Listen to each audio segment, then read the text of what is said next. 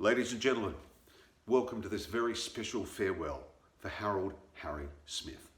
My name is Mark Robinson and it's my honour to conduct this service on behalf of Tempest, Adrian, Christian and Eric, and grandsons Zale, Dylan, Kai and Fletcher, along with friends and other family members who are here today too. We gather here to express our regard and love for Harry, to support each other and to grieve in our own way. In a sense, we do not mourn Harry, we mourn ourselves, because someone who has been a very real and material part of our lives is gone, has become less tangible. But Harry will live on in each of you every time you remember him, or talk about him, or tell a story about him.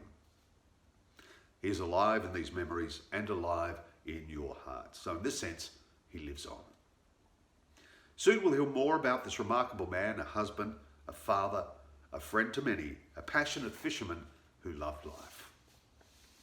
Harry had many loves and interests, and today some family members are going to bring forward some mementos of Harry's life that he loved and that tell us a little more about the man.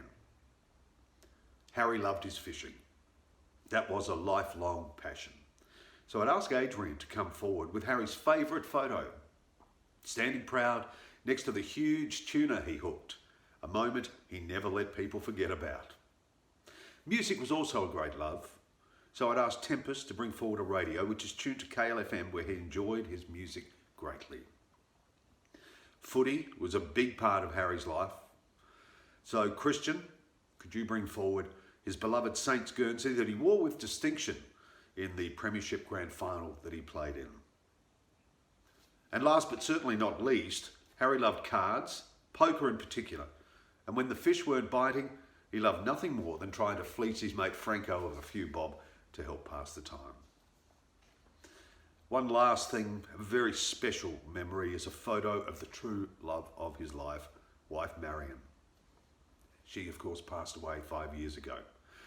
They were perfect partners in life, and so today he joins her for a cuppa and a chat about precious times. Tempest will once again bring that forward. The family has asked me to deliver a eulogy on their behalf about Harry. You may have already picked up on the fact that a lot of things were important to Harry, but at the top of the list was family. Harry had been an only child, so when he met Marion at the Fosterville dance that fateful night, it would see the start of a partnership that brought happiness to both, and the noise, laughter, and sometimes mayhem of raising 4 kids. But it was a house bursting with love and laughter. There was always a water-based theme to it as well, with regular holidays on the peninsula, a holiday home built by Harry himself, and the deep sea fishing on the family boat, aptly named Maid Marian. And along with the family, there was always Franco. Mates since they were kids, they stuck together like glue. Each other's families spending great times together and forging great bonds that will last a lifetime. We've already mentioned some of the things Harry loved, and we'll reflect on more of them when we come to the photo presentation. And yes, it will include that picture of him and the big tuna. He was a man who embraced life and gave it a hell of a shake in everything that he did. When his dearest Marion passed, Harry still maintained the family with the same gusto and love that he and Marion did together. And it shows in the 4 beautiful adults who sit before us today. As devastated as the family are, they find it a fitting way for Harry to go out on the sea, guiding the Maid Marian with best mate Franco, something he just loved doing so much. And so the family want me to ensure that the tribute to Harry was a happy one, a celebration of a life well lived, never forgotten and loved by all who met him. And as we mentioned, Franco had been a lifelong friend of Harry's. So it's only fitting to hear from the man himself and hear some great memories of their long friendship together. Franco. Thank you, Franco. Some beautiful words of a very special mate. At this time, the family has asked me to read a beautiful verse that they chose called You Meant So Much by Cassie Mitchell. They feel it fits Harry to a T. You meant so much to all of us. You were special, and that's no lie. You brightened up the darkest day and the cloudiest sky. Your smile alone warmed hearts. Your laugh was like music to hear. We would absolutely give anything to have you well and standing here. Not a second passes when you're not on our minds. Your love we will never forget. The hurt will ease in time. We've heard about Harry. Now let's take a few minutes to share some photos featuring Harry, family and friends from throughout his life.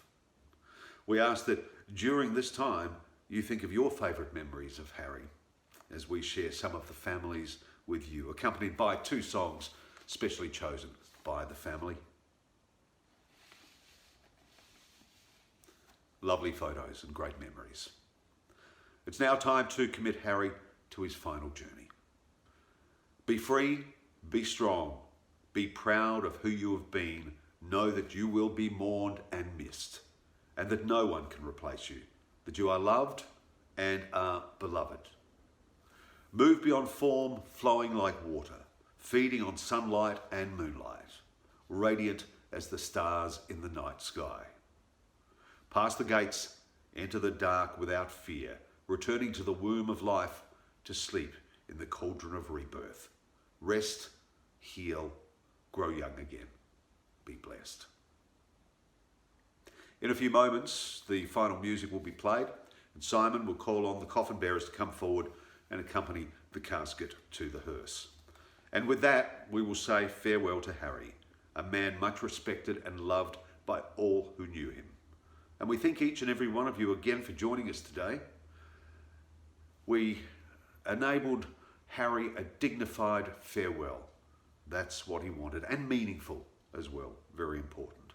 The family has asked me to tell you that they invite family and close friends to head over to the crematorium if you so wish. There will be no service held there. And that brings us to the end of today's service. Thank you once again, ladies and gentlemen.